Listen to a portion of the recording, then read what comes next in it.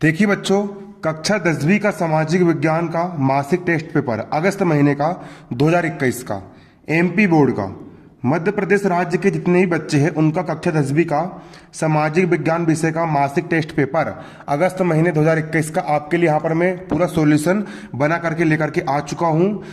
और पूरा full solution और पूरा सही सॉल्यूशन है। कई सारे लोग यूट्यूब पर गलत सॉल्यूशन दे रहे हैं, लेकिन इसको आपको समझना भी पड़ेगा क्योंकि इसके आधार पर आपके वार्षिक परीक्षा में प्रश्न पूछे जाएंगे। तो यहाँ पर हमारा पहला क्वेश्चन है, गेरिबाल्डी पेशे से क्या था। जो गेरिबाल्डी था वो पेशे से क्या था? तो गेरिबाल्डी पेशे से नाविक था, मतलब नाव चलाने वाला नाविक था। अगला दूसरा प्रश्न है, किस संधि द्वारा जर्मनी का एकीकरण पूरा हुआ? तो प्राग की संधि, इसका आंसर आएगा बा, प्राग की संधि। प्राग की संधि के माध्यम से बच्चों जर्मनी का एकीकरण पूरा हुआ था। अगला यहां पर आपका प्रश्न है, देखिए, रक्त और लोह की नीति किसने अपनाई? रक्त मतलब खून और लोहा की नीति किसने अपनाई? तो बिस्मार्क, जो बिस्मार्क था, आ नंबर का आंसर आएगा। बिस्मार्क ने रक्त और लोह की नीति अपनाई। रक्त और लोह की नीति किसने अपनाई? बिस्मार्क ने अपनाई। प्रश्न 4, कौन सा संसाधन अचक्रीय है? अचक्रीय का मतलब होता है जिसका हम दोबारा उपयोग नहीं कर सकते। तो कोयला संसाधन अचक्रीय, क्योंकि अगर एक बार कोयला हमने जला लिए, ये एक बार कोयला का उपयोग हो गया तो दोबारा उसको बनने में अरबों खरबों साल लगते हैं। इसलिए कोयला संसाधन कैसा है? अचक्रीय, इसका हम दोबारा उपयोग नहीं कर सकते। किस प्रांत में सीढ़ीदार खेती की जाती है? तो इसका आंसर आएगा बच्चों उत्तरांचल। उत्तरांचल जो होता है वहां पर सीढ़ीदार खेती की जाती है, क्योंकि यहां पर पर्वत पहाड़ आपको अधिक देखने के लिए मिलता है। अगला प्रश्न है, जीडीपी का क्या अर्थ है? जीडीपी का अर्थ होता है बच्चों सकल घरेलू उत्पाद। मतलब किसी भी एक साल के अंदर किसी देश के अंदर जितनी भी वस्तु का निर्माण होता है और जितनी सेवाओं का निर्माण होता है उसी को हम जीडीपी कहते हैं, फिर सकल घरेलू उत्पाद कहते हैं। अगला यहां पर देखिए आपका प्रश्न है, यूटोपिया या कल्पना दर्श से क्या बात पर है? बच्चों यहां पर नाम से स्पष्ट है, कल्पना। कल्पना का मतलब होता है इमेजिनेशन। एक देखिए होता क्या कि हर समाज में छुआछूत, ऊंच नीच, गरीबी अमीरी सब कुछ यहाँ पर व्याप्त रहती है। तो एक बहुत महान आदमी हुए थे, उन्होंने एक ऐसा कल्पना करे मतलब अपने मन में सोचे कि एक ऐसा टापू रहेगा और एक किताब लिख डाले, एक ऐसा टापू रहेगा जहाँ पर कोई लड़ाई झगड़ा नहीं होगा, कोई दंगा फसाद नहीं होगा, सभी लोग मिलजुल करके रहेंगे। इसी को उन्होंने कल्पना दर्श नाम दिया या यूटोपिया नाम दिया। आप देख सकते हो यहाँ पर यूटोपिया या कल्पना दर्श।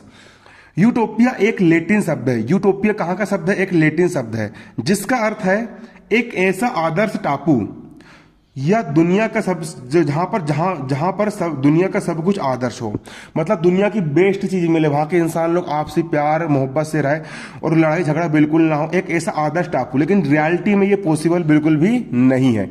असलियत में पॉसिबल है क्या? नहीं है।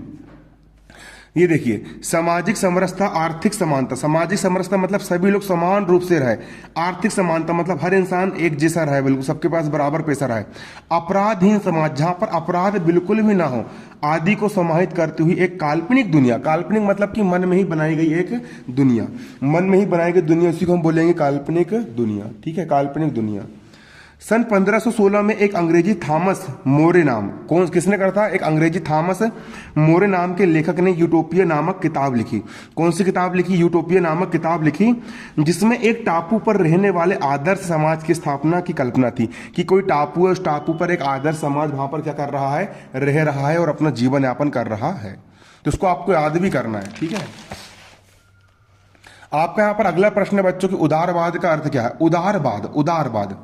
उदारवाद किसको बोलेंगे? देखो, उदारवाद वह विचारधारा है जिसके अंतर्गत मनुष्य को विवेकशील प्राणी मानते हुए सामाजिक संस्थाओं के मनुष्यों की सूझबूझ और सामूहिक प्रयास का परिणाम समझा जाता है कि हर इंसान बराबर रहेगा, हर इंसान विवेकशील प्राणी माना जाएगा और उसको सामाजिक समानता दी जाएगी और उसकी सूझबूझ और सामूहिक प्रयास का परिणाम समझा जाता है। किसमें? उदारवाद में। अगला प्रश्न यहाँ पर यह बच्चों की संसाधन किसे कहते हैं? संसाधन किसे कहते हैं? संसाधन का मतलब होता है ऐसा स्रोत जिसका उपयोग मनुष्य अपनी इच्छा की पूर्ति के लिए करता है। जैसे कि मनुष्य की इच्छा क्या है कि मुझे भैया गेहूं चाहिए, गेहूं मतलब रोटी चाहिए, तो उसके लिए वो किसका उपयोग करेगा? जमीन का उपयोग करेगा। तो जमीन भी एक संसाधन है। मनुष्य को पानी पीना है, पानी पीने के लिए वो नदी और कुआं का उपयोग करता है, तो कुआं और नदी भी के संसाधन है। ठीक है, तो जिस किसी भी चीज से कोई चीज का निर्माण होता है उसको हम संसाधन कहते हैं। है ना। तो देखिए, संसाधन एक ऐसा स्रोत है जिसका उपयोग मनुष्य अपनी इच्छाओं की पूर्ति के लिए करता है। मनुष्य मतलब मानव अपनी इच्छाओं की पूर्ति के लिए जिसका उपयोग करता है उसको हम संसाधन कहते हैं। हमारे पर्यावरण में उपलब्ध वह वस्तु संसाधन कहलाती है जिसका उपयोग हम अपनी आवश्यकता की पूर्ति के लिए करते हैं। पर्यावरण में हम जिस किसी वस्तु का उपयोग अपनी आवश्यकता की पूर्ति के लिए करते हैं वह वस्तु क्या कहलाती है बच्चों? वह वस्तु संसाधन कहलाती है। अगला प्रश्न यहां पर आपका है, किसी देश का विकास किन किन आधार पर निर्धारित किया जा सकता है? तो सामान्यतः किसी देश का विकास प्रति व्यक्ति आय। प्रति व्यक्ति आय मतलब कि उस देश के अंदर रहने वाले हर इंसान की कमाई कितनी है, कि वहां के सभी लोग पैसे कमा रहे हैं या फिर बेरोजगार बैठे हुए हैं, तो प्रति व्यक्ति आय कितनी, प्रति व्यक्ति आय पर डिपेंड होता है। औसत साक्षरता स्तर, कि वहां पर हर व्यक्ति कितना पढ़ा लिखा है, उनकी साक्षरता कितनी है, तथा लोगों की स्वास्थ्य स्थिति के आधार पर निर्धारित कर सकते हैं। और वहां पर रहने वाले लोग हैं उनका स्वास्थ्य कैसा है उसके आधार पर भी निर्धारित किया जा सकता है। अगला यहां पर आपका प्रश्न है, 1815 की वियना संधि की 3 विशेषताएं लिखिए। 1815 में एक वियना संधि हुई थी, उस वियना संधि की 3 विशेषताएं कौन कौन सी है? तो देखिए, इसका आंसर आएगा वियना संधि की 3 विशेषताएं निम्नलिखित है। वियना संधि की 3 विशेषताएं निम्नलिखित है। पहला, वियना संधि के मुताबिक राजनयिकों को गिरफ्तार नहीं किया जा सकता। जितने भी राजा महाराजा लोग हुआ करते थे उन लोगों को गिरफ्तार नहीं कर सकते। दूसरा, इसके आधार पर ही राजनयिकों को विशेष सुरक्षाधिकार दिए गए। तीसरा, इस संधि के तहत कुल 54 आर्टिकल है।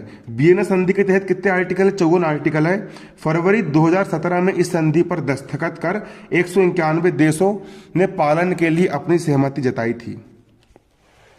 अगला प्रश्न यहां पर आपका है बच्चों, संसाधन संरक्षण की आवश्यकता क्यों है? जो संसाधन होते हैं उनको सुरक्षित करना क्यों आवश्यक, समझाइए। तो देखिए, संसाधन संरक्षण की आवश्यकता इसलिए है क्योंकि पृथ्वी पर संसाधन समाप्त होते जा रहा है। कोयला का उपयोग कर रहे हैं, कोयला खत्म होते जा रहा है, पेट्रोल खत्म होते जा रहा है, जितने भी संसाधन है सब समाप्त होते जा रहा है। तथा यदि इसी तरह इन संसाधनों का दोहन होता रहा तो ये प्रकृति में समाप्त हो जाएंगे एवं हमारी आने वाली पीढ़ी इनका उपयोग करने से वंचित रह जाएगी। अतः संसाधन संरक्षण की क्या होती है, इसीलिए हमको आवश्यकता होती है। तो बच्चों, यहाँ पर आपका पूरा का पूरा टेस्ट का मैंने सॉल्यूशन दे दिया, इसको आप तैयार कर लीजिए। इसके बाद आप कमेंट कीजिए आपको वीडियो किस टॉपिक पर चाहिए। और ये जो हमारा यूट्यूब चैनल है स्पेशल 10वीं क्लास वाले बच्चों के लिए बनाया गया है। 10वीं क्लास की फ्री कोचिंग आपको इस चैनल पर ऑलरेडी दी जा चुकी है। चैप्टर 1 के वीडियो, चैप्टर 2 के वीडियो, चैप्टर 3, चैप्टर 4 के वीडियो और सोशल साइंस पूरे के पूरे 10वीं क्लास यहाँ पर पढ़ाई जा रही है। डेली आप लोग की क्लास लग रही है, ठीक है। तो आप हमारे चैनल के मेन भारतीय से 10th बोर्ड पर जाकर के यहाँ से मैथमेटिक्स आप लोग पढ़ सकते हो और बाकी विषय भी आप लोग अध्ययन कर सकते हो। धन्यवाद। जय हिंद, जय भारत।